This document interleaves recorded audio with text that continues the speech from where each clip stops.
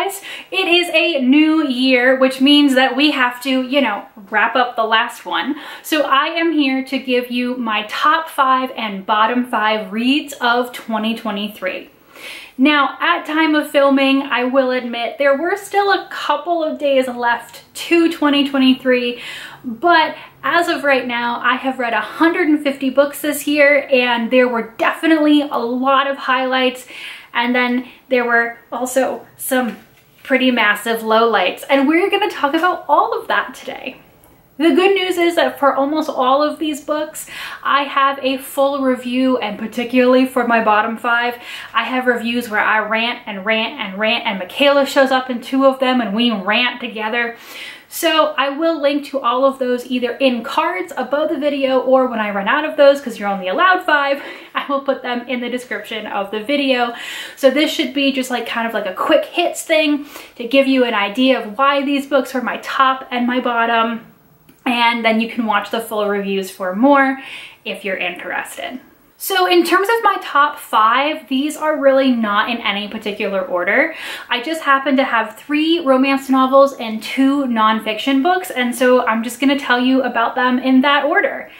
Don't worry, the bottom 5 definitely have a little bit of a ranking situation going on. So I'm just gonna start, as one does, with Emily Henry's Happy Place. I am a huge fan of Emily Henry, and I have loved all of the books by her that I have read. I've given both of them 5 stars. I've read Book Lovers and Happy Place. And Happy Place in particular is about a pair of people who were engaged and dating for a really long time, but they have since broken off their engagement. The catch is that their friends don't know this, and they all end up on vacation together, and they decide to pretend to still be engaged because there's a lot of different emotional things happening within their friend group. So that storyline already lends to hijinks, but as Emily Henry does so well, the characters are really well rounded. All of the romance is undergirded with a great emotion, and not just like romance emotion, but also just between the friends. There's some stuff about grief and loss and moving on and being at a certain point in your adult life where things just kind of don't make sense.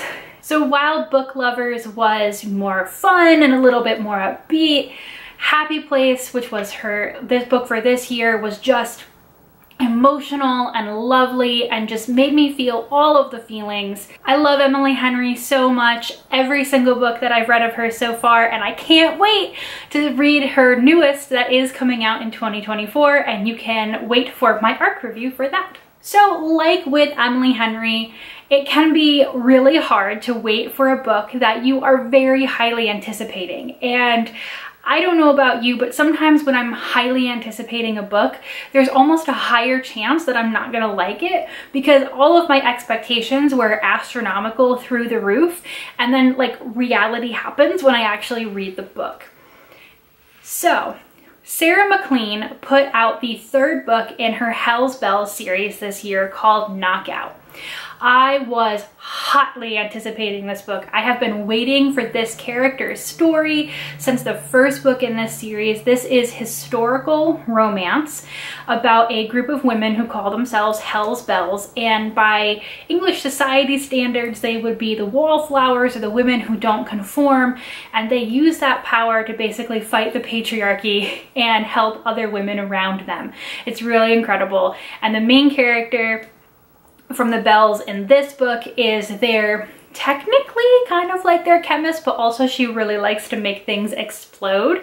And she has had in the previous 2 books a great, like, really sassy relationship with the head detective who's always following after the Bells shenanigans and being like, who arrested these 2 nobles and uncovered their illegal schemes? And the women are like, I don't know. Who knows? Nobody knows. And he's like, I know it's you. You could just, and they're like, I don't know what you're talking about. So anyway, hotly anticipated this book, and it was so good. 5 stars. It met all of my expectations. And so I don't want to give away, again, too much more of the plot, but this is the only historical romance series I am still reading because Sarah McLean is that good, and you can check out my review for more. And no, not all of the romance novels that are going to make this list are from authors that I've read before, because my third and final romance novel for my top 5 is You with a View by Jessica Joyce. This was a book that I reviewed as an ARC this year. I had never read anything by Jessica Joyce before, and oh, it just went right for the heartstrings. It was so good. It was another one of those kind of sort of second chance road trip novels that I like weirdly had gotten a lot of. I mean, if a lot, you mean 3, but that's a lot. This is my video and that's what I say it is. So this was about a woman whose grandmother has passed away recently, and they had a very, very close and tight bond. And she finds out while going through her grandmother's things that her grandmother was previously engaged to a man who was not her grandfather. She goes and finds this guy with the help of social media, come to find out that his grandson is her high school nemesis slash challenger slash, they were both the smartest people at school who were always just like clashing heads, but like maybe also like definitely had a crush on each other, but like didn't realize it, because that's how it goes. And he has gone off and made his fortune, and she has not been able to really get her life started in the way that their high school career seemed to suggest. They would both go off and become immediately successful. And in order for his grandfather to tell her about his engagement with her grandmother, I know it gets complicated, the 3 of them complete the honeymoon road trip that the grandmother and grandfather had planned to go on after they got married, that obviously never happened because they never got married. It's adorable, it's lovely, it is just such in the feelings, and I laughed, I like made like disgusting little sobbing noises. It was just, it's really good. It was really well done, and I will absolutely pick up anything from here on out with Jessica Joyce writes, because this one was just so good. So moving on to the 2 nonfiction books that were without a doubt the best nonfiction that I read this year. And the first thing that I'm going to talk about is Poverty by America by Matthew Desmond. Now, I avoided this book in the beginning because A, the book's quite short. The audiobook is about 5.5 hours long. It's a really short book. And also it was one of those books that like had a lot of press and hype around it. And I was like, all right, I don't really think this is for me. Like, I really like books with a lot of detail, and it's just very hyped and like whatever. And so I really didn't think that it was going to be for me. But I needed something to kind of bridge a gap between some holds that I was waiting on. And the library had ordered so many copies that there was a copy of this free. So I thought, well, what the heck? It's really fast. If I don't like it, like it's really quick. I loved this book. I haven't really talked about it yet in a supplemental video, but Matthew Desmond, who is also the author of a very well-known book called Evicted, has spent his life really researching, in the case of eviction, but just like economy, poverty, how that stems into like the housing crisis and, you know, racism and all of that.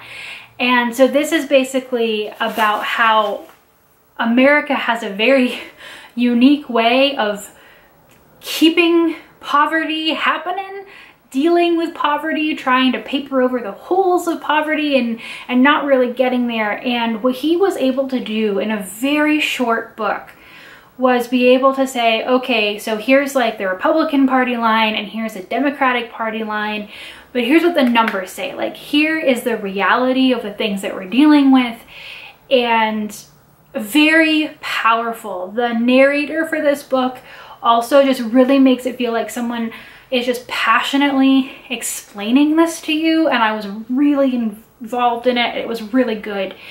And so yes, is it fast? Is it quick? But at the same time, I feel like the author had a really good knack for saying, these are the numbers you need to know. These are the facts you need to know to understand what's happening here, and to just put together a really complex issue with a long history and a long bureaucratic history, a long lived history, you know, that depends on race, gender, all this kind of stuff, and just putting it into a really concise, understandable, and urgent book. it was worth the hype. I can't believe I'm saying that. I normally don't try to lean into that, but if you've seen the book and aren't sure if you should pick it up, if you're at all interested, I highly, highly recommend it. My other book is another one that was kind of sort of in the hype machine, but I'm not even sorry. This was Prequel, An American Fight Against Fascism by Rachel Maddow. I did put this book into a supplemental that has been out there, so I can link to that video. This book tells the incredible story of Americans fighting the rise of fascism here in America right about before the start of World War II, at least in terms of the American start of World War II. And regular Americans, people who, you know, either started their own spy rings to infiltrate fascist groups, or fought the rise of propaganda through the mails, or decided to stand up against the US government when the government really didn't want to kick the hornet's nest. It's an amazing, amazing book. It's so well written. And I also then listened to her podcast Ultra, which is kind of like the project that inspired the book project, and learned even more. I am absolutely just obsessed with this story, the sheer ingenuity, courage, and bravery of regular Americans in the face of fascism. And so even though it's a story with extreme historical resonance to our current time, it also offers, I think, a sense of optimism that is sometimes missing from the nonfiction books that I read. So both of them were, without a doubt, the highlight of my nonfiction in 2023. So moving on to my bottom 5. Here's the fun stuff. Are you ready? These were all such an experience. Okay. There are 4 romance novels and 1 nonfiction book on this list. And I'm going to talk about the nonfiction book first, because I'm still a question mark as to, is this even a book? Like, is it a story? Is it I don't know what it is. And it's a book that Michaela and I read together, in which neither of us really knew what we were reading, and so I feel a little bit better about that. But this was I Want to Die, But I Want to Eat Bokei by Bokei. This was the book that we read for our reading challenge this year. That was a translated work, and it's like a therapy memoir, at least that's how it's billed. But like, the book is basically just like transcripts from her therapy appointments, and it's not clear how they work in time or space or any wibbly wobbly timey-wimey stuff. And then there are these weird vignettes at the end. It's again, I mean, technically it's not bad in the general sense of like I would rate a book for being bad, but it's just confusing. It doesn't make sense. I don't understand what it was trying to do or say or why it exists. And to compound this issue, there's a sequel coming, and I don't understand. Michaela and I literally titled our review, "This is a Discuss," because we don't know how to review this book. So there is a much longer video in which we are just incredibly confused together. But this was definitely a reading experience in which there was no joy, but only deep confusion, and then more confusion. So I still don't know what was happening in that book, and I read it. So you can watch our longer video for more, but that was just, to this day, it's a whole new year, and I don't understand at all. So moving into the romance novels, I want to talk about Double Decker Dreams by Lindsay McMillan. This is a book, again, I've done a whole review of this, but basically here's the premise, and you might start to see how this went poorly. There is an American who is working abroad in London, and she mostly works from home, and from her window there she can see the double-decker buses going by, like on their travel routes. And once a week she sees this guy riding the double-decker bus, and she falls in love with him. She's never met him, but she gives him a name. She makes up his backstory. He's this, you know, British royalty who's gonna whisk her away, and he's gonna act like this and talk like this. And she basically makes up their entire love story and gets really invested in it. And then she finally decides to get up the courage to get on the bus and talk to him, only to find out that this is not the British Duke that she imagined, but rather an American from her own small Midwest town. And she is deeply disappointed by this, which is awkward because he quite likes her for who he has met her as. And she is just disappointed that he is who he is and not who she thought he was. And needless to say, it is an awkward start to a relationship that really doesn't get less awkward, because she's constantly like a little disappointed in some of the things that he does or says, and he does not understand it at all. He is so confused. And I have to be honest, I really did not want them to end up together. I was like, my dude, you deserve better than whatever she is putting you through, and you could find it. But of course it's a romance novel, so like they learn from it or whatever. I said in my review, I think this book was trying to say that, you know, sometimes we have to live with reality instead of like getting caught up in our own expectations, but it was not well executed. I did not enjoy that, and I am sad that he settled. Michaela and I read this year Hunt on Dark Waters, which is the first book in a pirate romance fantasy sort of situation Katie has just started, and it was not good. It was the not good to me and Michaela looking at each other and just being deeply confused, because we have both read so much of Katie's work. We've seen her do exceptionally well, and we've seen some books where they haven't been executed quite as well. When you write as many books as Katie does, that's to be expected. Neither of us can figure out what went on with this book. The plot is weird. The characters, why are they together? Why do they love each other other than wanting to just answer every single problem with getting naked? We don't know. There are plot holes, they're a thing. It's just really weird. And what we basically ended up on is that Katie really wanted to write the second book in this series, realized that that was not a place to start the series, and wrote a book to come before it, except that the book is not good.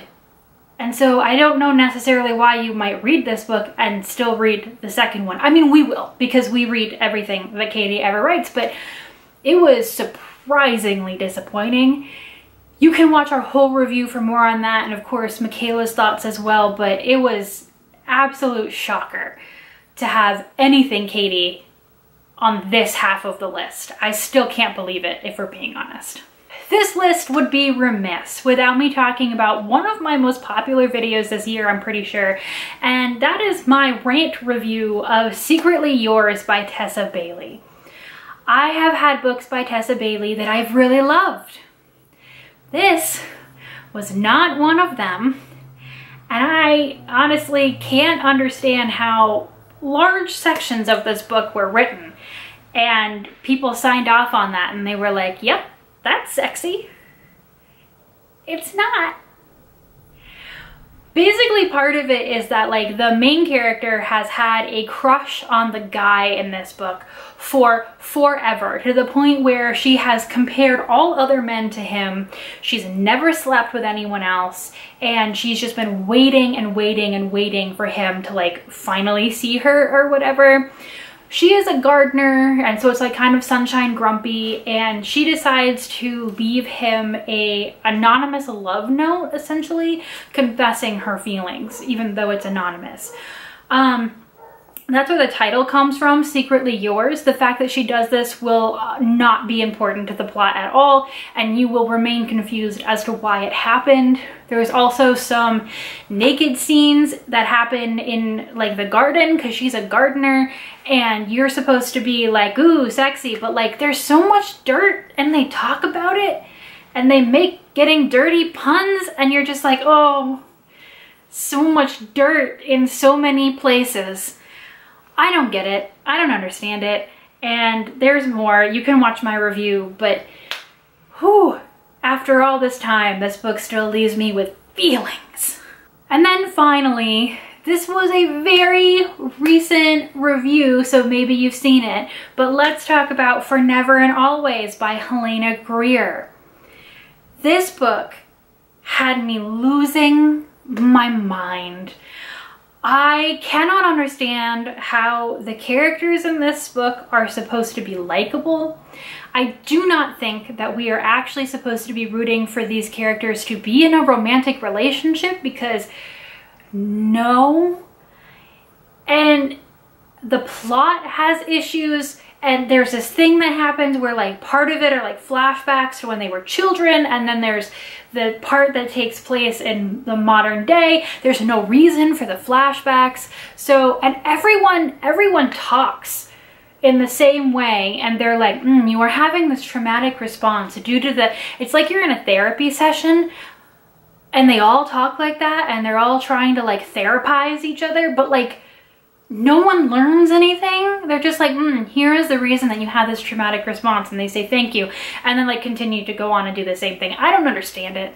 I don't get it. There's so much going on in this book that it got to a point where originally I wanted it to be good because it is a second chance romance, and I love second chance romances, and there was so much to this plot that sounded good, and there were such good reviews of the first book in the series after I found out that it was the second book in a series, which was not clear until after the fact, but whatever.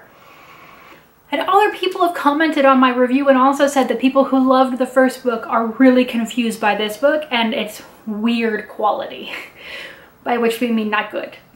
So I don't know what was going on here, but I basically finished it out of spite so that I could make that rant review.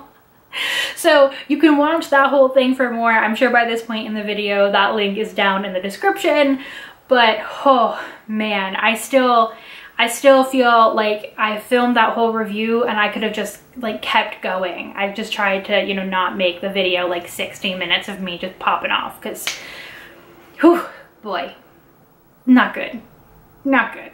So that is my top 5 and bottom 5 of 2023 out of the 150 books that I read this year, give or take.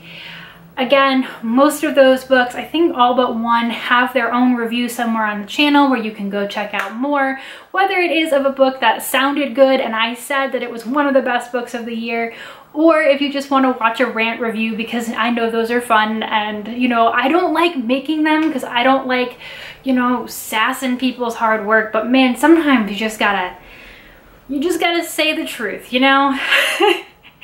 So I have a packed schedule already for the beginning of 2024, as you have seen if you saw my winter romance reads video, and I will just start another list, start that ratings, and see what happens this year. But that was a year with some high highs and low lows, and let's be honest, 2024 will be a little bit more of the same. So here's to every amazing 5-star book and every rant review to come this year. Thanks guys, bye.